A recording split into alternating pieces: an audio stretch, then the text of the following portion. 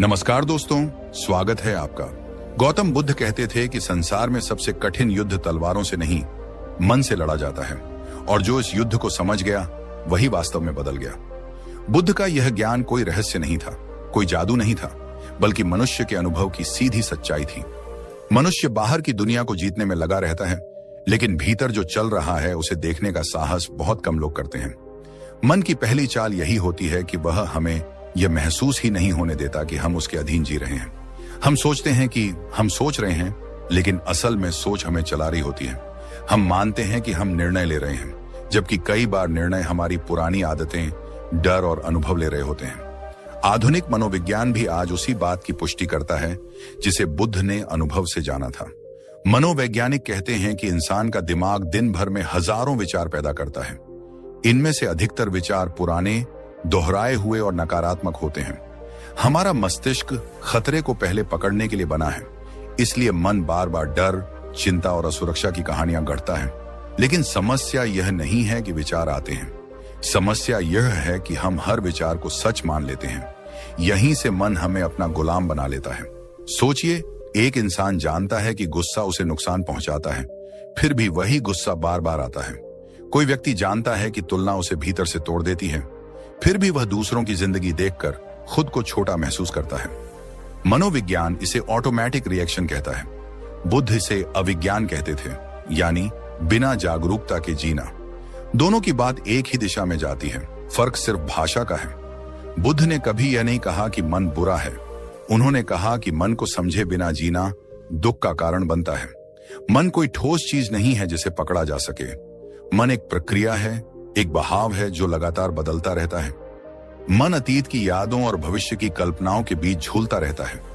आज का पल जो असल में जीवन है, वहां मन बहुत कम रुकता है।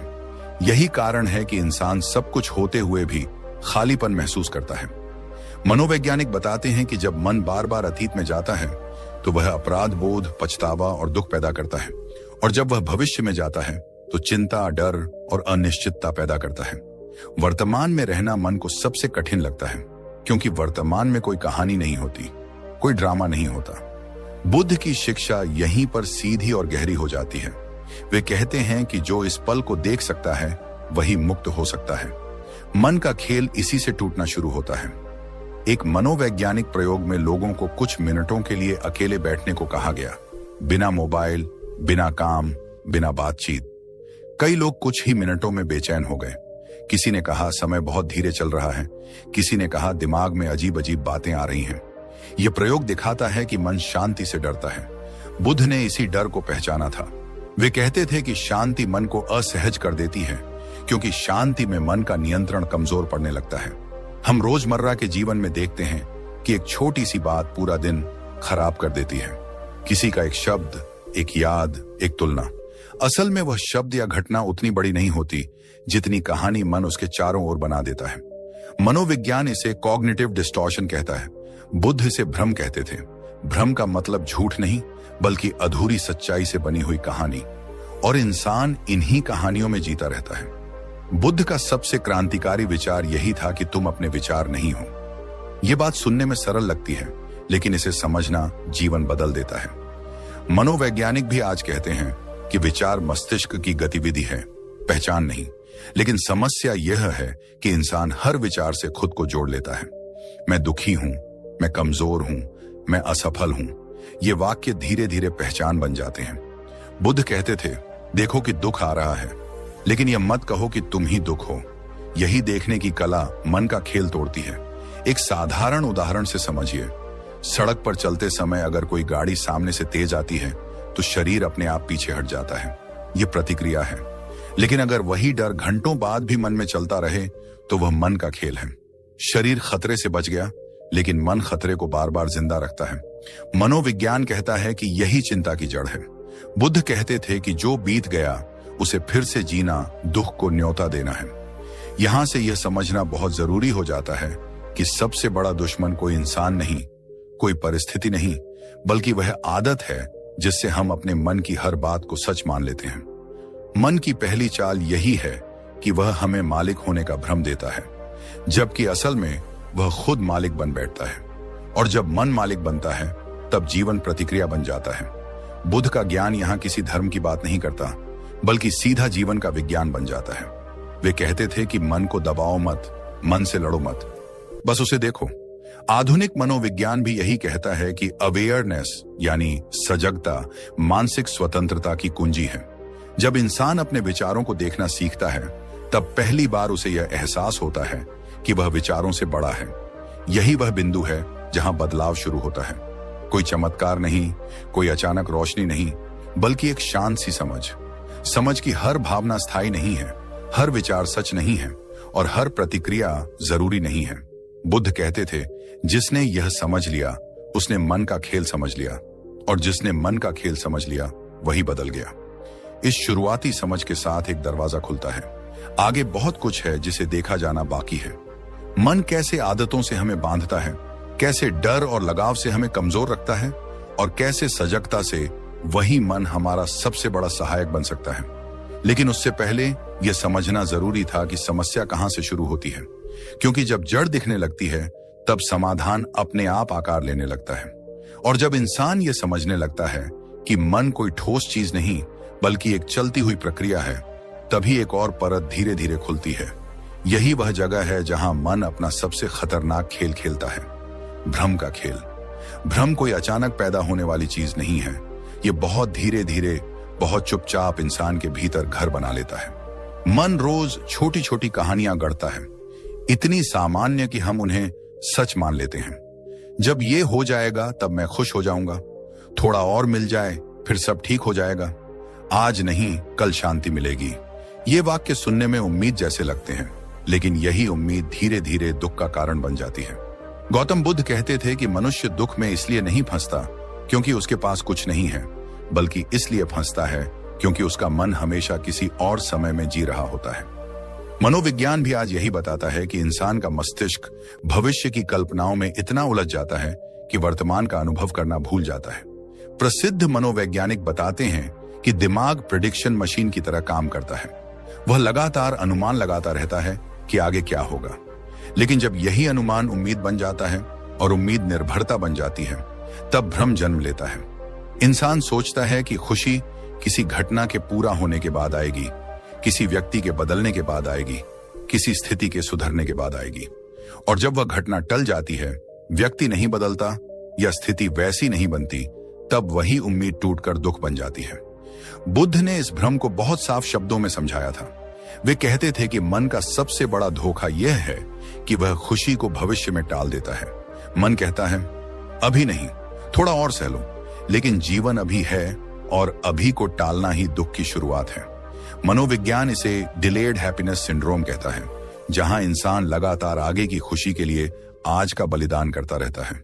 लेकिन जब आगे आता है, तब मन फिर एक नई शर्त रख देता है। यही भ्रम अतीत के साथ भी होता है। मन बीती हुई बातों को बार बार दोहराता है। किसी की कही हुई एक बात, कोई गलती, कोई असफलता, घटना तो समाप्त हो चुकी होती है, लेकिन मन उसे बार बार जिंदा कर देता है। वैज्ञानिक बताते हैं कि मस्तिष्क की रूमिनेशन प्रक्रिया यही करती है। वह एक ही विचार को घुमा फिराकर दिखाती रहती है। बुद्ध इसे आग में घी डालने जैसा बताते थे। वे कहते थे कि बीता हुआ समय अगर बार बार मन में जलता रहे तो वह स्मृति नहीं, पीड़ा बन जाता है। यहां से दुख की असली जड़ दिखाई देने लगती है। दुख किसी घटना में नहीं है, दुख उस कहानी में है जो मन उस घटना के चारों ओर बनाता है।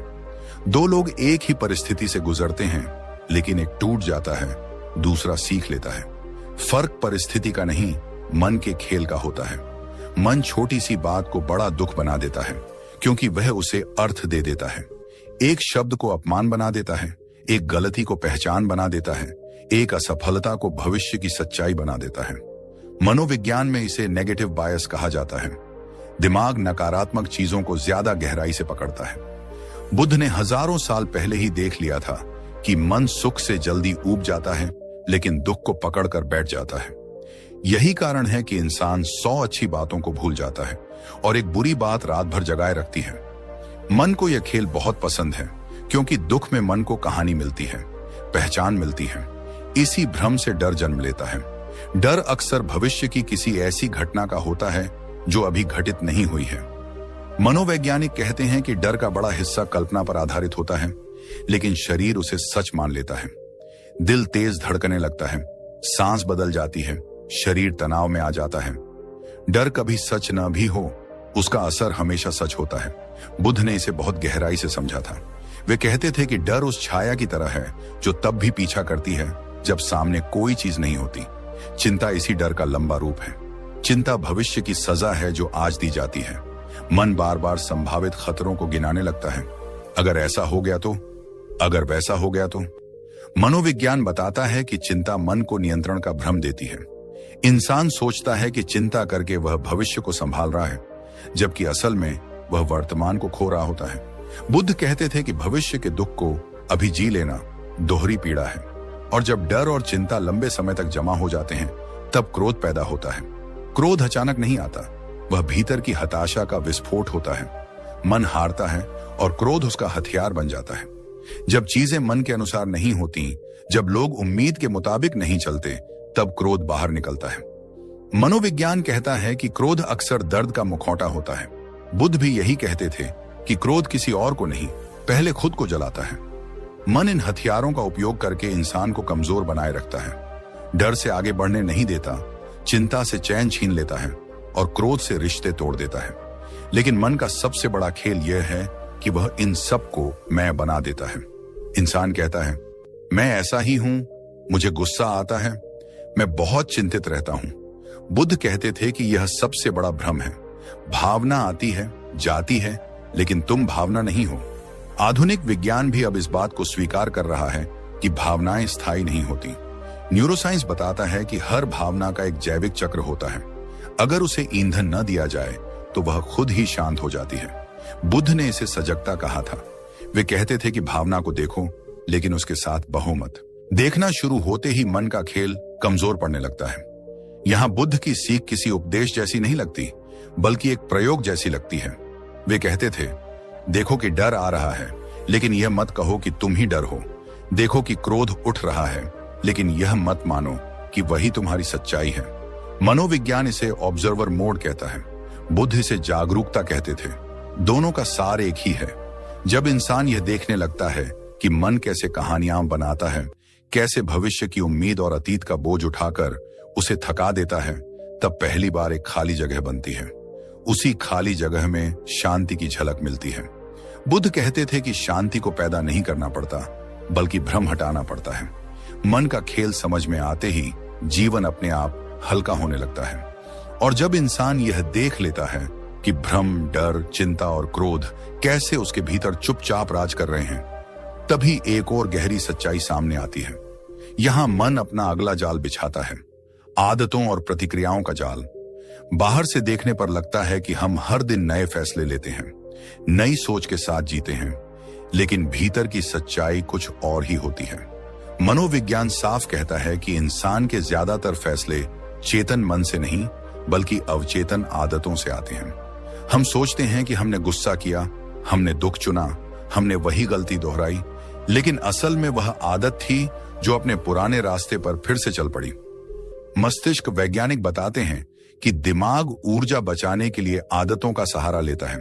जब कोई व्यवहार बार बार दोहराया जाता है तो दिमाग उसे आसान रास्ता बना लेता है।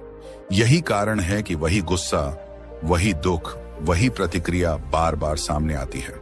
परिस्थिति बदल जाती है, लोग बदल जाते हैं, लेकिन प्रतिक्रिया वही रहती है। बुद्ध ने इस बात को बहुत सरल शब्दों में कहा था। उन्होंने बताया कि जब तक मन वही रहता है, तब तक जीवन बदल ही नहीं सकता। मन बदलाव से डरता है क्योंकि बदलाव में उसे नियंत्रण खोने का डर होता है। हर इंसान अपने अपने कंफर्ट जोन में जी रहा होता है। यह कंफर्ट जोन सुनने में सुरक्षित लगता है, लेकिन असल में यह मन की सबसे मजबूत जेल होती है।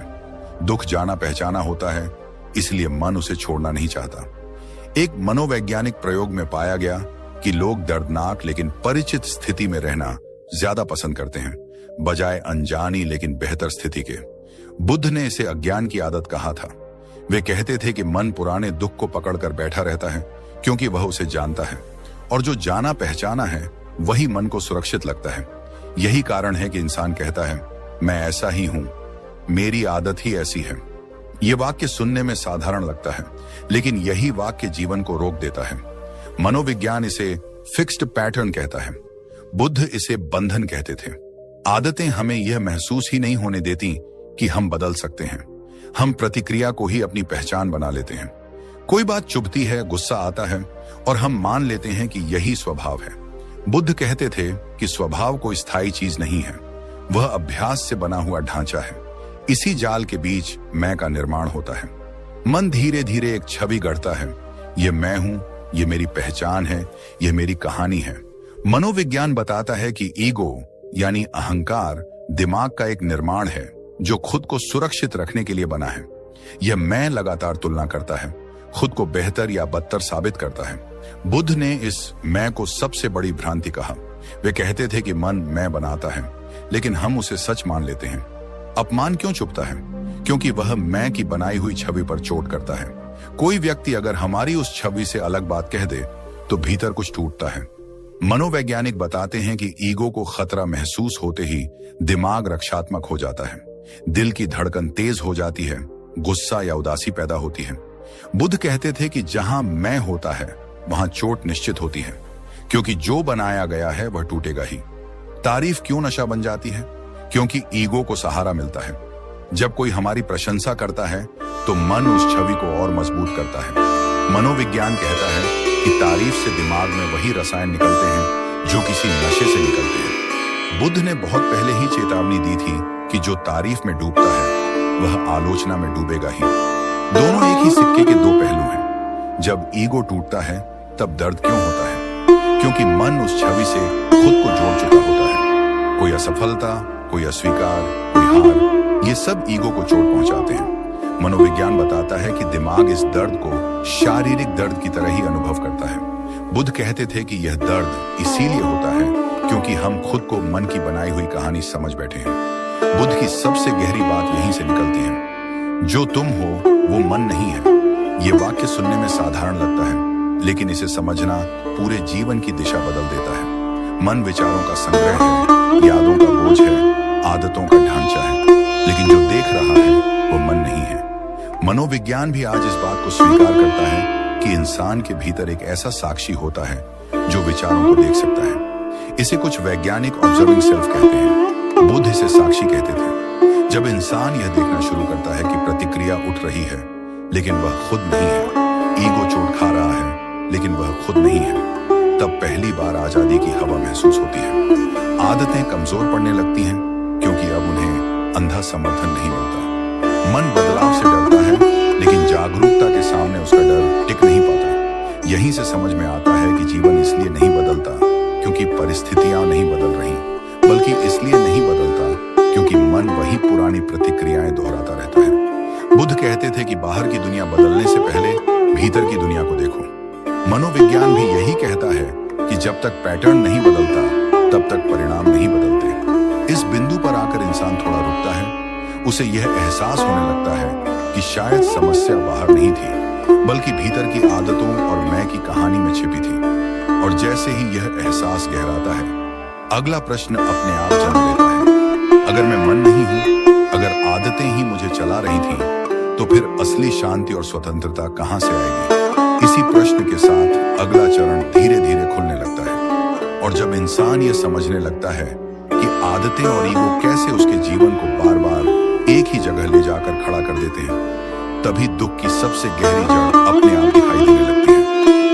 यही वह जड़ है जिसे गौतम बुद्ध ने बहुत शांत शब्दों में पहचाना था, लगाव। बाहर से देखने पर लगाव प्रेम जैसा लगता है, सुरक्षा जैसा लगता है, अपनापन जैसा लगता है, लेकिन भीतर उतरकर देखने पर वही लगाव धीरे धीरे दुख का सबसे मजबूत कारण बन जाता है। मन यहाँ भी एक बहुत चालाक खेल खेलता है।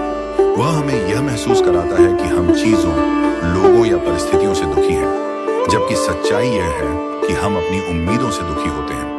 उम्मीदें पूरी हो जाएं तो हम कहते हैं सब ठीक है, और उम्मीदें टूट जाएं तो वही व्यक्ति, वही रिश्ता, वही स्थिति हमें दुख देने लगती है। मनोविज्ञान भी आज इसी बात को अलग शब्दों में समझाता है। मनोवैज्ञानिक कहते हैं कि इंसान किसी वस्तु या व्यक्ति से नहीं, बल्कि उससे जुड़ी अपेक्षा से भावनात्मक रूप से बनता है। जब दिमाग किसी व्यक्ति या स्थिति को मेरी खुशी का स्रोत बना लेता है, तब वह अपने आप उस पर निर्भर हो जाता है। यही निर्भरता लगाव बन जाती है। गौतम बुद्ध ने इसे बहुत पहले ही देख लिया था। उन्होंने कहा था कि जहां अपेक्षा है वहां निराशा निश्चित है। यह कोई नकारात्मक सोच नहीं थी, बल्कि मन की संरचना को समझने से निकली हुई सच्चाई थी। लोग बदलते हैं, रिश्ते बदलते हैं, परिस्थितियां बदलती हैं, यह जीवन का स्वभाव है। लेकिन मन इस बदलाव को स्वीकार नहीं करना चाहता। मन कहता है जैसा था वैसा ही रहना चाहिए। मन अतीत की एक तस्वीर पकड़ लेता है और चाहता है कि भविष्य भी उसी तस्वीर के अनुसार चले। मनोविज्ञान इसे मेंटल फ्रीज कहता है, जहां इंसान किसी एक अनुभव को स्थायी मान लेता है। बुद्ध कहते थे कि जो बदल रहा है उसे स्थायी मान लेना ही दुख की शुरुआत है। किसी अपने का बदल जाना हमें इसलिए नहीं तोड़ता कि वह बदल गया, बल्कि इसलिए तोड़ता है क्योंकि वह हमारी उम्मीद के अनुसार नहीं बदला। कोई रिश्ता टूटता है तो दर्द इस बात का नहीं होता कि रिश्ता खत्म हो गया। दर्द इस बात का होता है कि मन ने जो भविष्य सोचा था वह पूरा नहीं हुआ। मनोवैज्ञानिक बताते हैं कि ब्रेकअप या किसी नुकसान के बाद जो पीड़ा होती है वह अक्सर उस कल्पित भविष्य के टूटने की होती है जो हमने मन में बनाया था। बुद्ध ने इसे बहुत सरल भाषा में कहा था। वे कहते थे कि हम वर्तमान में नहीं, कल्पना में दुखी होते हैं। धीरे धीरे लगाव अधिकार में बदलने लगता है।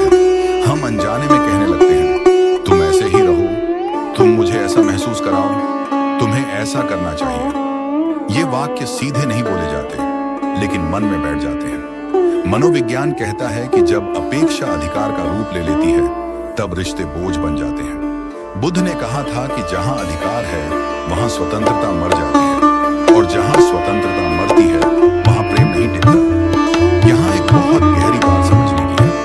लगाव और प्रेम एक जैसे नहीं होते। मन अक्सर इन दोनों को मिला देता है। लगाव में डर होता है, खोने का डर, बदल जाने का डर, कम हो जाने का डर। प्रेम में डर नहीं होता, वहां स्वीकार होता है। मनोविज्ञान भी आज कहता है कि स्वस्थ प्रेम में व्यक्ति दूसरे को बदलने की कोशिश नहीं करता, बल्कि उसे जैसा है वैसा स्वीकार करता है। बुद्ध की दृष्टि में प्रेम मुक्त करता है और लगाव बांटता है। इंसान अक्सर कहता है मैं बहुत प्यार करता हूँ इसलिए दुखी हूँ। बुद्ध इस वाक्य को सुनकर कहते थे कि अगर दुख है तो वहां प्यार नहीं, लगाव है, क्योंकि सच्चा प्रेम दूसरे की स्वतंत्रता में आनंद महसूस करता है। मनोविज्ञान इसे अनकंडीशनल पॉजिटिव रिगार्ड कहता है। बुद्ध इसे करुणा कहते थे। दोनों का सार यही है कि प्रेम में अपेक्षा कम होती है और लगाव में अपेक्षा ही सब कुछ होती है। दुख की यह जड़ बहुत गहरी है, क्योंकि यह सीधे पहचान से जुड़ जाती है। मन कहता है यह मेरा है, यह मुझे चाहिए, इसके बिना मैं अधूरा हूँ। मनोवैज्ञानिक बताते हैं कि जब दिमाग किसी चीज को पहचान का हिस्सा बना लेता है तब उसके जाने का डर अस्तित्व का डर बन जाता है। बुद्ध ने इसे मेरापन की भ्रांति कहा। वे कहते थे कि जिसने मेरा छोड़ दिया उसने आधा दुख छोड़ दिया। यहाँ यह समझना जरूरी है कि बुद्ध का ज्ञान किसी चीज को छोड़ने की जबरदस्ती नहीं करता। वे यह नहीं कहते कि रिश्ते छोड़ दो, दुनिया छोड़ दो। वे कहते हैं कि पकड़ छोड़ो। फर्क बहुत सूक्ष्म है, लेकिन जीवन बदल देने वाला है। मनोविज्ञान भी यही कहता है कि स्वस्थ जुड़ाव में पकड़ नहीं होती, लचीलापन होता है। जब इंसान लचीला होता है तब बदलाव उसे तोड़ता नहीं, सिखाता है। एक साधारण उदाहरण से यह बात बहुत साफ हो जाती है। किसी चीज से हल्के हाथ से पकड़ बनाकर रखो तो वह हाथ में रहती है, लेकिन अगर बहुत कसकर पकड़ो तो या तो हाथ दुखता है या चीज टूट जाती है। मन का लगाव भी ऐसा ही है। बहुत कसकर पकड़ना दुख को जन्म देता है। बुद्ध कहते थे कि दुख जीवन की सच्चाई नहीं है, बल्कि पकड़ का परिणाम है। मनोवैज्ञानिक शोध बताते हैं कि जिन लोगों की खुशी बाहरी चीजों पर निर्भर होती है उनमें अस्थिरता ज्यादा होती है। आज खुशी है, कल नहीं। बुद्ध ने इसे अनित्य कहा था, यानी जो बदलता रहता है। वे कहते थे कि जो बदलने वाली चीजों से सुख ढूंढता है उसे दुख मिलेगा ही। ये कोई सजा नहीं है, ये प्रकृति का नियम है। जब इंसान यह देखना शुरू करता है कि उसका दुख कहां से आ रहा है, तब पहली बार लगाव की परतें ढीली पड़ने लगती हैं। यह अचानक नहीं होता, यह एक समझ की प्रक्रिया है। मनोविज्ञान कहता है कि जागरूकता से भावनात्मक निर्भरता कम होती है। बुद्ध कहते थे कि जब देखना शुरू होता है तब छोड़ना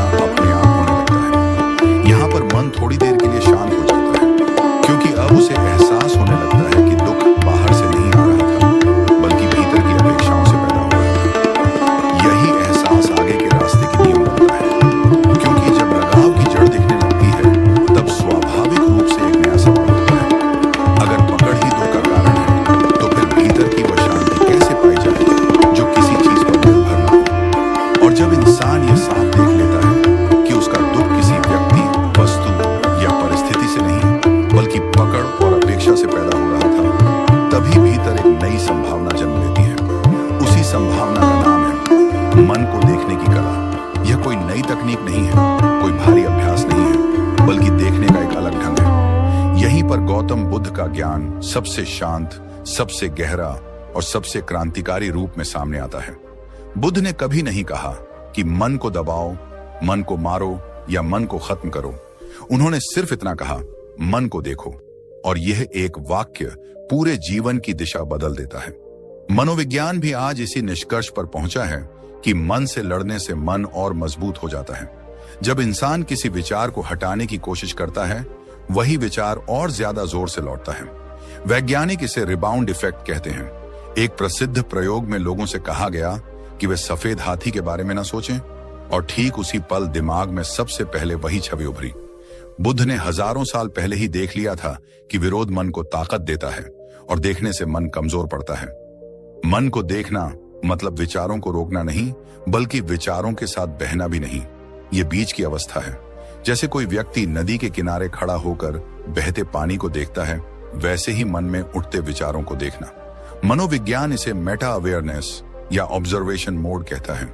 बुद्ध इसे सजगता कहते थे। जब इंसान देखता है कि अभी गुस्सा उठ रहा है, अभी डर आ रहा है, अभी चिंता चल रही है, और वह उसमें पूरी तरह डूबता नहीं, तब पहली बार एक दूरी बनती है। उसी दूरी में आजादी का पहला अनुभव होता है। देखने की यह प्रक्रिया बहुत सूक्ष्म है। शुरुआत में मन इसे भी अपना खेल बना लेता है। वह कहता है, मैं देख रहा हूं, और फिर वही पुरानी कहानी शुरू हो जाती है। इसलिए बुद्ध ने मौन को बहुत महत्व दिया। मौन सिर्फ बोलना बंद करना नहीं है। मौन मतलब भीतर टिप्पणी बंद करना। मन हर अनुभव पर टिप्पणी करता है, अच्छा, बुरा, सही, गलत। बुद्ध कहते थे कि जब टिप्पणी रुकती है, तब वास्तविक देखना शुरू होता है। मनोवैज्ञानिक बताते हैं कि जब इंसान किसी भावना को बिना जज किए देखता है, तो उस भावना की तीव्रता अपने आप कम होने लगती है। डर देखा जाए तो वह डर की तरह नहीं टिक पाता। गुस्सा देखा जाए तो वह जलने से पहले बुझने लगता है। इसका कारण यह है कि भावना को ऊर्जा मिलती है पहचान से। जब आप कहते हैं मैं गुस्से में हूं, तब आप उसे शक्ति देते हैं। जब आप कहते हैं वो गुस्सा उठ रहा है, तब आप उससे अलग खड़े हो जाते हैं। बुद्ध ने इसी अंतर को मुक्ति का द्वार कहा। यहीं पर यह समझ गहराती है कि जब आप मन को देखते हो, तब आप मन नहीं रहते। अगर आप मन होते तो उसे देख नहीं पाते। यह बात सुनने में बहुत साधारण लगती है, लेकिन इसका अनुभव बहुत गहरा होता है। मनोविज्ञान भी अब मानता है कि इंसान के भीतर एक ऑब्जर्विंग सेल्फ होता है, जो विचारों और भावनाओं से अलग होता है। बुद्ध ने इसे साक्षी कहा। साक्षी न तो लड़ता है, न भागता है, वह सिर्फ देखता है। बुद्ध का मौन इसी साक्षी भाव से जुड़ा हुआ था। वे कई बार प्रश्नों का उत्तर नहीं देते थे, क्योंकि वे जानते थे कि कुछ उत्तर शब्दों में नहीं, देखने में छिपे होते हैं। मनोविज्ञान कहता है कि लगातार बोलना और सोचना दोनों ही मन को सक्रिय रखते हैं। मौन में मन को ईंधन नहीं मिलता। जब बाहर का शोर कम होता है, तब भीतर का शोर साफ दिखाई देने लगता है, और जो दिखाई देता है वही धीरे धीरे कमजोर पड़ने लगता है। एक साधारण उदाहरण से यह बात बहुत साफ हो जाती है। अगर कमरे में अंधेरा है तो चीजें डरावनी लग सकती हैं। जैसे ही रोशनी जलती है, वही चीजें साधारण दिखने लगती हैं। डर गया नहीं था, बस दिखाई नहीं दे रहा था। मन का खेल भी ऐसा ही है। जब सजगता की रोशनी पड़ती है, तब विचार अपनी असली शक्ल में दिखने लगते हैं। तब पता चलता है कि जिनसे हम डर रहे थे, वे सिर्फ विचार थे, तथ्य नहीं। मनोवैज्ञानिक शोध बताते हैं कि सजगता का अभ्यास करने वाले लोगों में तनाव, चिंता और अवसाद कम होता है। लेकिन बुद्ध की दृष्टि में सजगता कोई अभ्यास नहीं, बल्कि जीवन का ढंग है। वे कहते थे कि खाना खाते समय खाना देखो, चलते समय चलना देखो, बोलते समय बोलना देखो। जब जीवन छोटे छोटे पलों में देखा जाने लगता है, तब मन भविष्य और अतीत से धीरे धीरे बाहर आने लगता है। मन को देखने से मन कमजोर इसलिए पड़ता है क्योंकि अब वह अनजाने में नहीं चलता। मन अंधेरे में ताकतवर होता है। जैसे ही जागरूकता आती है, मन की आदतें उजागर हो जाती हैं। मनोविज्ञान कहता है कि आदतें तभी टूटती हैं जब वे चेतन स्तर पर आती हैं। बुद्ध ने यही कहा था, अज्ञान ही बंधन है और देखना ही मुक्ति है। इस देखने की प्रक्रिया में कोई जल्दी नहीं होती। मन बार बार पुराने रास्तों पर लौटेगा। बुद्ध कहते थे कि यह स्वाभाविक है, लेकिन हर बार देखना, लौटना थोड़ा आसान बना देता है। धीरे धीरे मन समझने लगता है कि अब उसकी हर कहानी पर भरोसा नहीं किया जा रहा। यहीं से मन और मालिक के बीच का रिश्ता बदलने लगता है। जागरूकता आजादी की पहली सीढ़ी इसलिए है क्योंकि यह प्रतिक्रिया और उत्तर के बीच एक छोटा सा अंतर पैदा करती है। उसी अंतर में चुनाव छिपा होता है। पहले जहां गुस्सा उठते ही प्रतिक्रिया होती थी, अब गुस्सा उठता है, देखा जाता है और प्रतिक्रिया जरूरी नहीं रह जाती। मनोविज्ञान कहता है कि यही भावनात्मक परिपक्वता है। बुद्ध इसे सम्यक दृष्टि कहते थे। बुद्ध का मौन कोई पलायन नहीं था, वह गहरी उपस्थिति थी। वे जानते थे कि शब्द सीमित हैं, लेकिन देखना असीमित है। जब इंसान इस देखने की कला को जीवन में उतारने लगता है, तब वह धीरे धीरे यह महसूस करता है कि शांति बाहर से नहीं आई, बल्कि हमेशा भीतर थी, बस दिखाई नहीं दे रही थी। यहीं पर यह यात्रा एक बहुत महत्वपूर्ण मोड़ पर पहुंचती है। और जब इंसान पहली बार अपने मन को सचमुच देखना सीख लेता है, तब उसके भीतर एक अजीब सी खामोशी उतरने लगती है। यह खामोशी बाहर से नहीं आती, इसे कोई संगीत, कोई जगह, कोई व्यक्ति पैदा नहीं करता। यह खामोशी उस क्षण जन्म लेती है जब देखने वाला और देखा जाने वाला अलग हो जाते हैं। अब मन चल रहा है, विचार उठ रहे हैं, भावनाएं आ जा रही हैं, लेकिन उनके पीछे एक साक्षी खड़ा हो गया है। यहीं से इंसान पहली बार महसूस करता है कि शांति कोई चीज नहीं जिसे पाया जाए, बल्कि शांति वह स्थिति है जो तब प्रकट होती है जब मन का शोर रुकता नहीं, बल्कि अप्रासंगिक हो जाता है। मन बोलता रहता है, लेकिन अब उसकी आवाज आदेश नहीं रह जाती, सिर्फ सूचना बन जाती है। यही वह मोड़ है जहां से मौन, अकेलापन और भीतर की शांति का वास्तविक अर्थ खुलना शुरू होता है। आज की दुनिया में शोर को ताकत समझ लिया गया है। जितना ज्यादा शोर, उतना ज्यादा जिंदा होने का एहसास। लगातार आवाजें, स्क्रीन, नोटिफिकेशन, बातें, बहसें, प्रतिक्रियाएं। मन को लगता है कि अगर यह सब बंद हो गया तो कुछ छूट जाएगा, लेकिन मन यह नहीं बताता कि इस शोर से वह मजबूत नहीं होता, बल्कि और ज्यादा बिखरता जाता है। मन शोर में पलता है क्योंकि शोर में उसे छुपने का मौका मिलता है। शोर उसे खुद से भागने का रास्ता देता है। मन नहीं चाहता कि तुम रुककर उसे देखो, इसलिए वह तुम्हें लगातार व्यस्त रखता है। मन जानता है कि अगर इंसान मौन में बैठ गया, अगर उसने अकेलेपन को सह लिया, तो उसका झूठ धीरे धीरे खुलने लगेगा। मनोविज्ञान भी इसी ओर इशारा करता है। कार्ल जुंग ने कहा था कि इंसान जिन चीजों से सबसे ज्यादा डरता है, वे अक्सर उसके अपने ही अवचेतन के दरवाजे होते हैं। आधुनिक न्यूरोसाइंस बताती है कि जब दिमाग को लगातार बाहरी उत्तेजनाएं मिलती रहती हैं, तो डिफॉल्ट मोड नेटवर्क नाम का सिस्टम हावी रहता है, जो पुरानी यादों, भविष्य की चिंताओं और मैं की कहानी को बार बार दोहराता रहता है। यही नेटवर्क दुख, चिंता और बेचैनी का बड़ा स्रोत है। लेकिन जैसे ही इंसान शांत बैठता है, बिना किसी लक्ष्य के, बिना किसी मनोरंजन के, यह नेटवर्क कमजोर पड़ने लगता है। शुरुआत में बेचैनी होती है क्योंकि मन अपना कंट्रोल खोता हुआ महसूस करता है। यही कारण है कि लोग अकेले बैठने से डरते हैं। उन्हें लगता है अकेलापन दर्द है, जबकि सच यह है कि अकेलापन दर्द नहीं, बल्कि वह दर्पण है जिसमें दर्द दिखता है। यहाँ एक बहुत बड़ा फर्क समझना जरूरी है, अकेले रहना और अकेलापन। अकेले रहना एक परिस्थिति है, अकेलापन एक मानसिक स्थिति। इंसान भीड़ में भी अकेला हो सकता है और अकेले रहकर भी पूर्ण हो सकता है। अकेलापन तब पैदा होता है जब मन कहता है, मेरे पास कोई नहीं है, मुझे कोई समझता नहीं, मैं अधूरा हूं। यह मन की कहानी है, वास्तविकता नहीं। जब इंसान अकेले बैठकर उस कहानी को देख लेता है, बिना उससे भागे, बिना उसे बदलने की कोशिश किए, तो धीरे धीरे कहानी की पकड़ ढीली पड़ने लगती है। तब अकेलेपन के नीचे छुपी हुई शांति उभरने लगती है। यह वही शांति है जिसे लोग बाहर ढूंढते रहे हैं। गौतम बुद्ध इसी शांति की बात करते थे, लेकिन बिना सजावट, बिना रोमांटिक शब्दों के। बुद्ध का मौन कोई साधारण चुप्पी नहीं थी। वह मजबूरी का मौन नहीं था, वह डर का मौन नहीं था। वह ऐसा मौन था जिसमें देखने वाला पूरी तरह जागृत था। बुद्ध कहते थे कि जब तुम मौन हो, तब मन अपनी पूरी चालें दिखाने लगता है। विचार आते हैं, जाते हैं, भाव उठते हैं, गिरते हैं, लेकिन तुम उनसे उलझते नहीं, तुम सिर्फ देखते हो। यही देखने की निरंतरता भीतर एक ऐसी स्थिरता पैदा करती है जिसे कोई परिस्थिति हिला नहीं पाती। मनोविज्ञान में इसे माइंडफुल अवेयरनेस कहा जाता है। जॉन कबैट-जिन जैसे वैज्ञानिकों ने दिखाया कि नियमित सजगता अभ्यास से न केवल तनाव कम होता है, बल्कि इंसान की भावनात्मक प्रतिक्रिया की आदतें भी टूटने लगती हैं। इंसान गुस्सा महसूस करता है, लेकिन गुस्सा उसे बहा नहीं ले जाता।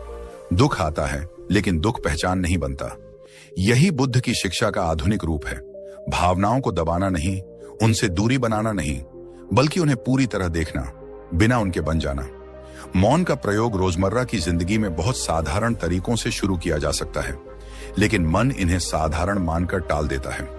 कुछ देर बिना मोबाइल के बैठना, चलते समय सिर्फ कदमों को महसूस करना, किसी की बात सुनते समय मन में जवाब न बनाना, खाना खाते समय सिर्फ स्वाद पर ध्यान देना, ये छोटे छोटे मौन के द्वार हैं। इनमें कोई चमत्कार नहीं दिखता, इसलिए मन इन्हें बेकार कह देता है। लेकिन यही छोटे मौन धीरे धीरे मन की जड़ों को ढीला करते हैं। जब इंसान इस रास्ते पर थोड़ा आगे बढ़ता है, तब वह देखता है कि भीतर की शांति कोई स्थायी अवस्था नहीं है जिसे पकड़ कर रखा जाए। ये कोई ट्रॉफी नहीं, कोई उपलब्धि नहीं। और जब इंसान इस भीतर की शांति को पहली बार सच में महसूस करता है, तब एक बहुत सूक्ष्म लेकिन निर्णायक बदलाव शुरू होता है। अब तक मन मालिक बना बैठा था और इंसान उसका नौकर। अब पहली बार यह एहसास जन्म लेता है कि मन कोई राजा नहीं, बल्कि एक साधन है। यह एहसास अचानक नहीं आता, ये किसी किताब से नहीं आता, ये किसी प्रवचन से भी नहीं आता। ये उस निरंतर देखने से आता है, उस मौन से आता है, उस अकेलेपन से आता है जहां तुमने मन को बिना सुधारे, बिना रोके, बिना सजाए देखा था। यहीं से मन से मालिक बनने की शुरुआत होती है। ये शुरुआत बाहर दिखाई नहीं देती, लेकिन भीतर एक पूरी क्रांति चल रही होती है। अब विचार आते हैं, लेकिन उनका असर बदल चुका होता है। पहले विचार आते थे और तुम बन जाते थे। गुस्सा आया तो तुम गुस्सा बन गए, डर आया तो तुम डर बन गए, दुख आया तो तुम दुख बन गए। अब विचार आते हैं, लेकिन उनके और तुम्हारे बीच एक फासला पैदा हो गया है। यही फासला स्वतंत्रता है। मनोविज्ञान इसे कॉग्निटिव डिफ्यूजन कहता है, विचारों से चिपकाव का टूटना। आधुनिक मनोवैज्ञानिक जैसे विक्टर फ्रैंकल ने कहा था कि स्टिम्युलस और रिस्पॉन्स के बीच एक स्पेस होता है और उसी स्पेस में हमारी आजादी छुपी होती है। बुद्ध ने यही बात 2500 साल पहले बिना किसी तकनीकी शब्द के कही थी। उन्होंने कहा था, जो देखा जा सकता है वह तुम नहीं हो। विचार दिख रहे हैं, इसलिए तुम विचार नहीं हो। भावनाएं उठ रही हैं, इसलिए तुम भावनाएं नहीं हो। यह समझ जब बौद्धिक नहीं बल्कि अनुभवात्मक बनती है, तब जीवन का पूरा ढांचा बदलने लगता है। अब प्रतिक्रिया अपने आप नहीं होती। पहले कोई कुछ कह देता था और मन तुरंत पुराने पैटर्न पर प्रतिक्रिया कर देता था। वही शब्द, वही टोन, वही चोट, वही जवाब। अब बीच में रुकावट आ जाती है। यह रुकावट कोई जबरदस्ती नहीं होती, यह जागरूकता का स्वाभाविक परिणाम होती है। मन कुछ कहता है, लेकिन तुम उसे तुरंत सच नहीं मानते। तुम देखते हो यह प्रतिक्रिया कहां से आ रही है, किस आदत से आ रही है, किस डर से आ रही है। जैसे ही यह देखने की रोशनी पड़ती है, प्रतिक्रिया की ताकत कमजोर हो जाती है। मन हारता नहीं, लेकिन उसका हुक टूट जाता है। यही वह क्षण है जहां इंसान पहली बार महसूस करता है कि वह हालात का गुलाम नहीं है।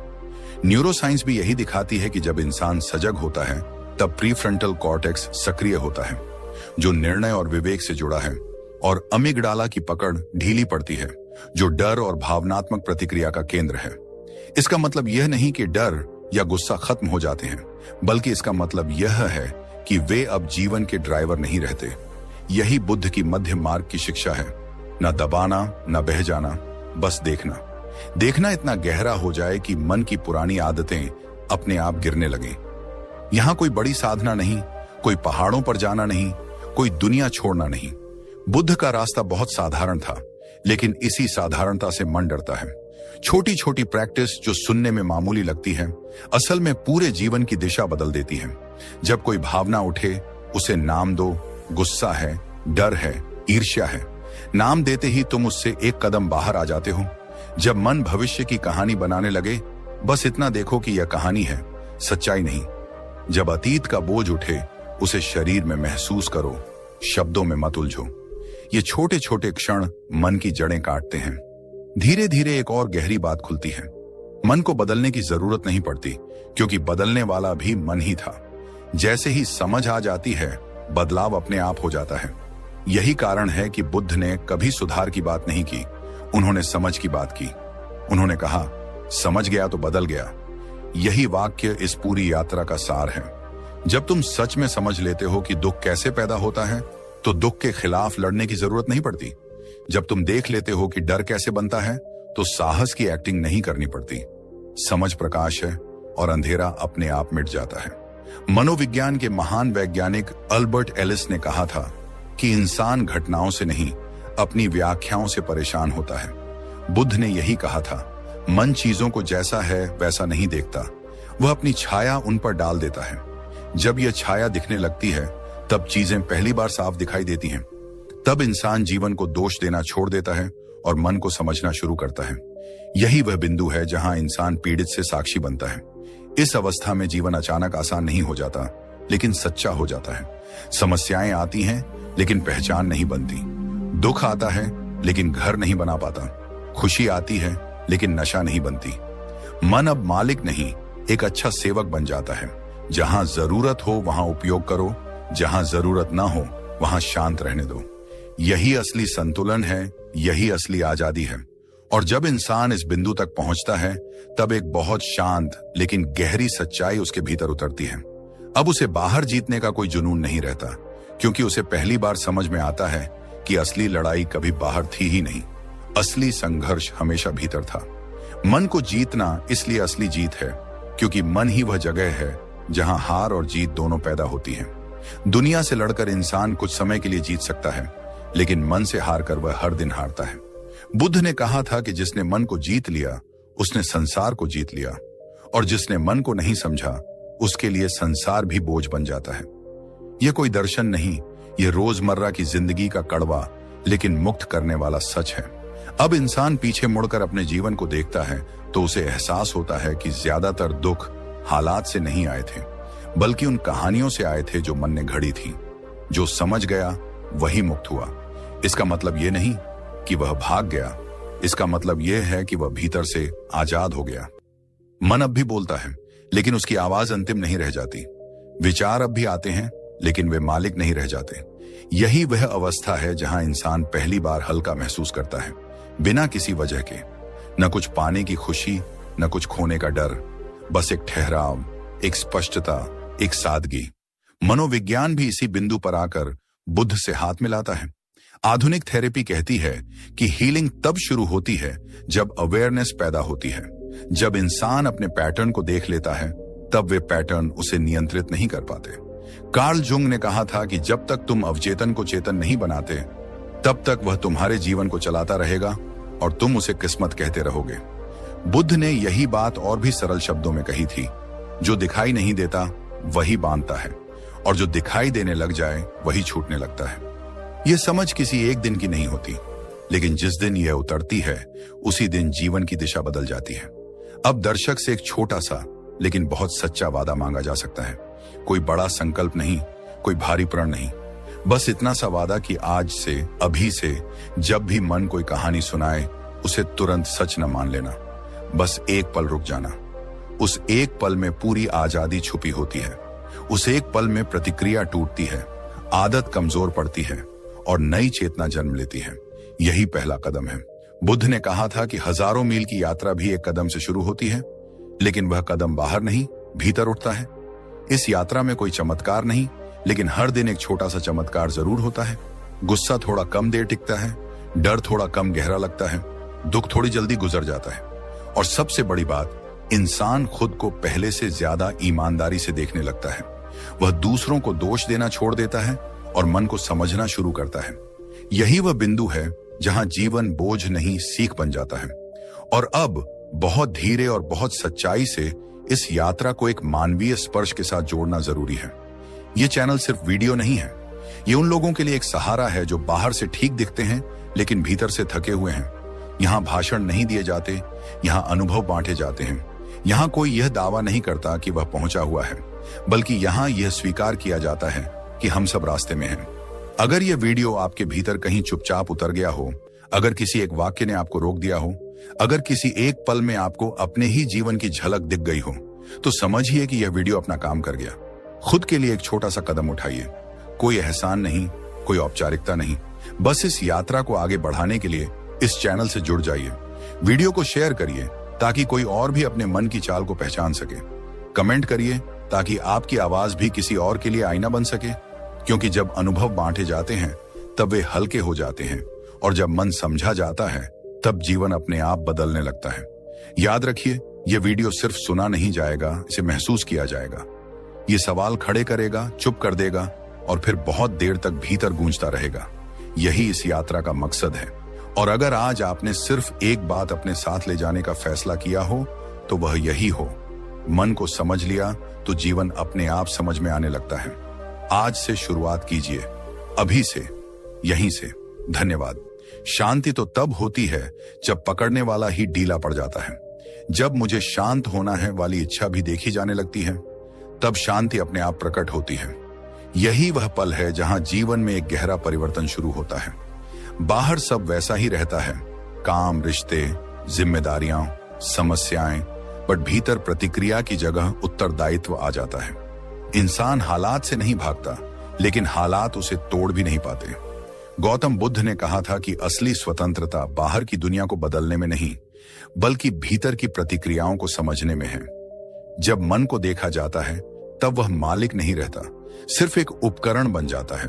और जिस दिन मन उपकरण बन गया, उसी दिन इंसान पहली बार सचमुच जीना शुरू करता है। मौन तब डर नहीं लगता, अकेलापन तब सजा नहीं लगता और शांति तब लक्ष्य नहीं रहती, वह स्वभाव बन जाती है। धन्यवाद।